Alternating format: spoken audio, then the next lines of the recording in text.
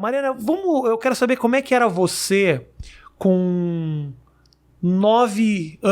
8 anos de idade. Você já era assim, gostava de aparecer, pensava, nossa, televisão era um negócio que de alguma forma te atraía, se comunicar. Quem era você criança, assim? A primeira coisa que me vem à cabeça quando você fala quem era você com 8, 9 anos de idade é minha barriga. Olha a sua que louco. barriga? Por quê? Porque eu era uma criança gordinha, isso me incomodava muito. Eu era uma criança tímida, isso também me incomodava bastante.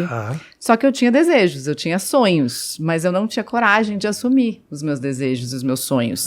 Eu vim de uma família extremamente intelectualizada, não intelectual, mas intelectualizada. Um pai que é mexicano, que veio para o Brasil numa situação super controversa da vida dele, a contragosto, com 15 anos, para uma vida muito menos confortável do que ele tinha no México. Então ele saiu de uma casa grande, onde ele morava com os 3 irmãos, pai e mãe, veio para cá para morar num cômodo de uma casinha muito pequena aqui perto na região da Pompeia, e teve que estudar de bolsa no Colégio São Luís, porque não tinha dinheiro para pagar. Meu avô teve que sair meio fugido do México e saiu sem nada, então saiu sem emprego, se estabeleceu aqui numa condição que era uma situação bem pior que ele tinha lá. E meu pai é um cara extremamente esforçado, mas muito chateado também de ter deixado o país dele. Um pouco frustrado com a mudança. Frustrado, abandonou a namorada, abandonou os amigos, abandonou o colégio. Ele veio sozinhão, então. Ele veio com a família, né? Mas assim, com 15 anos, sem falar uma palavra de português, numa fase que é uma fase importante da adolescência, tendo que tirar nota alta, porque se tirasse menos do que 8 no São Luís, perdia a bolsa. Um cara absolutamente autoexigente, super autocrítico também. E minha mãe vem de uma família em que meu avô era presidente da Sociedade Brasileira de Psicanálise durante muito tempo. Ele foi 20 anos presidente da Sociedade Brasileira de Psicanálise. Psiquiatra também, ela, a mesma profissão do pai, psicanalista, então se exigia muito, queria sempre a aprovação do pai, e eu nasci ali.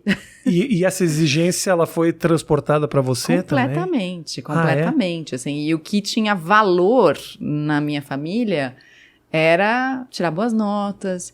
Assim, por mais que eu tivesse o desejo de aparecer na televisão, eu não podia falar isso. Pelo menos eu achava que eu não podia. Tinha pra caramba. Eu gravava programa de rádio sozinha no quarto. Às vezes eu ficava lá imitando todas as danças das Paquitas no quarto, mas ninguém podia saber, assim. Eu achava que ninguém podia saber. E eu fui guardando isso dentro de mim e fui me distanciando de mim. Hoje, olhando pra trás, eu vejo que eu vivi a maior parte da minha vida longe de mim.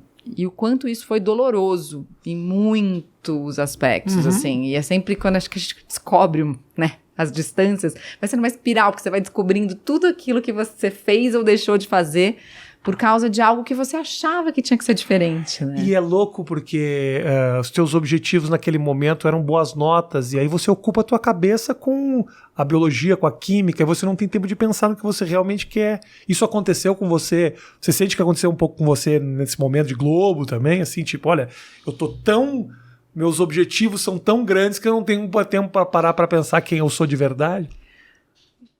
Eu acho que assim, o que aconteceu, você falou da química e da física, e eu me lembrei que eu fui, por exemplo, monitora de química e física quando eu estava no terceiro colegial. Você era CDF. Dava aula para o pessoal do primeiro colegial, né? Eu cheguei a pensar, fazer engenharia química, olha a loucura, né? Porque assim, para quem eu falasse que eu ia ser qualquer outra coisa que não fosse uma profissão reconhecida pela inteligência, ou seja, engenharia, medicina, né? As pessoas falaram, imagina, que desperdício. Quando eu comecei a mencionar para os meus amigos e para os meus professores que eu ia ser jornalista, eu ouvi muito a frase, que desperdício. Jura mesmo? Muito. Que encorajador. Nossa, foi, assim, absurdo, né? Eu falei, cara, mas eu tenho que procurar um meio termo, né? Porque daí eu já tava, assim, percebendo que eu ia ser muito infeliz se eu fizesse engenharia química, né? Engenharia química, eu acho que a gente tem mais ou menos, você tem um pouco mais nova do que eu, mas eu me lembro que era meio uma profissão que tava muito bombada ali na época do meu vestibular. Aí surgiu a engenharia de alimentos, que se falasse, nossa, ele é engenheiro, mas ele também trabalha com nutrição. Eu lembro, era meio profissão dos novos futuro. tempos. Exatamente. Mas aí eu tive coragem de dizer em casa que eu ia ser jornalista, e para minha surpresa, eu fui muito apoiada pelo meu pai, especialmente, que é um cara do qual eu sempre busquei aprovação, hoje muito menos, claro. Mas ele olhou pra mim do tipo, cara, você achou. Você achou, porque no fundo, o que eu sempre gostei foi de gente. Eu adoro ouvir história das pessoas. Eu sempre fui uma criança absolutamente observadora. Então, tava numa mesa, conversando com, sei lá, 6 pessoas diferentes, adultos, crianças, etc. Eu sempre reparava, além do papo, como é que elas estavam se comportando, se elas estavam mexendo o pé, se elas estavam, que roupa elas estavam vestindo, como é que elas mexiam a sobrancelha. Estavam felizes, estavam tristes. Eu sempre queria investigar um pouco a mais ali.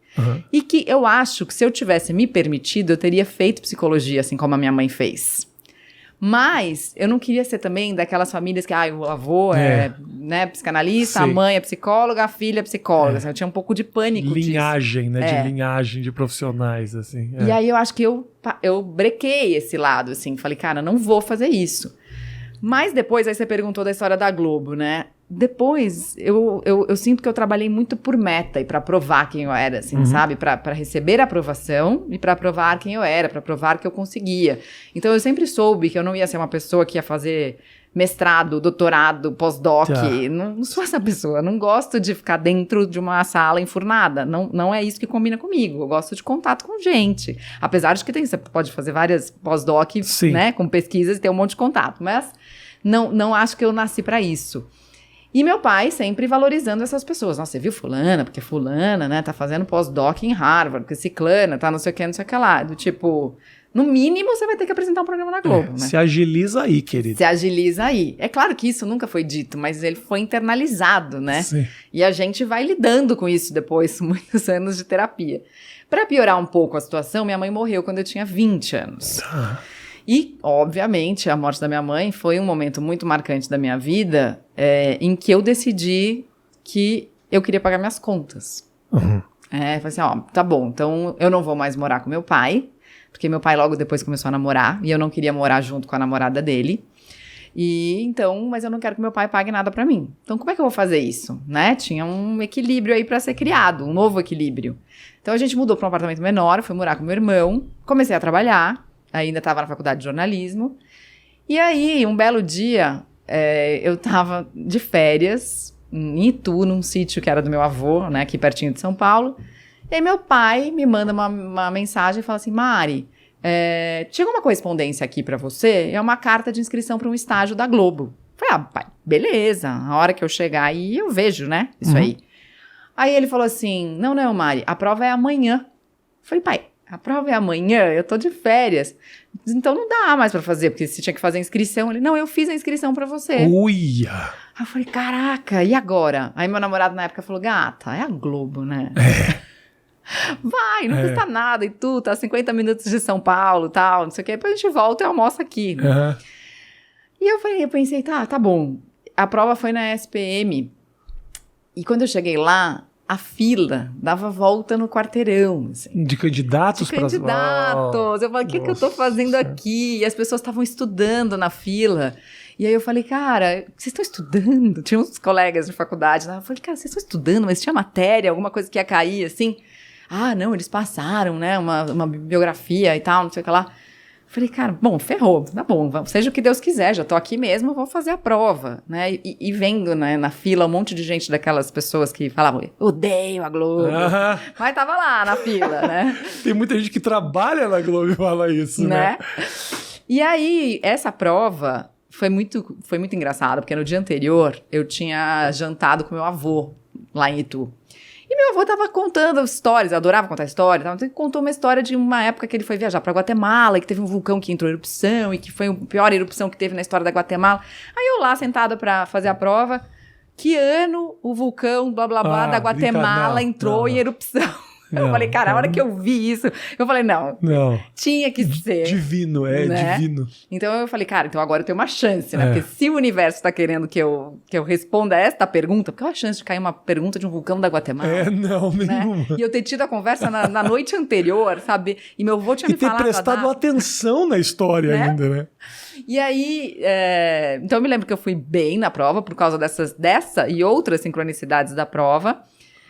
E tinha um divisor de águas ali que era a redação, que tinha que ser corrigida pelo professor Pasquale. Se você não tirasse 8 na redação, você estava eliminado. Tá. E eu sempre escrevi muito bem. Então, eu passei na redação, aí depois a gente fez 5 meses de dinâmica de grupo já dentro da Globo, com um diretor de redação, chefe de redação, repórteres cinematográficos, enfim, várias pessoas envolvidas ali, e acabei fazendo estágio na Globo. Então, quando eu entrei no estágio, também foi meio que uma coisa assim, beleza, cheguei aqui, né? Cheguei aqui, tô fazendo estágio.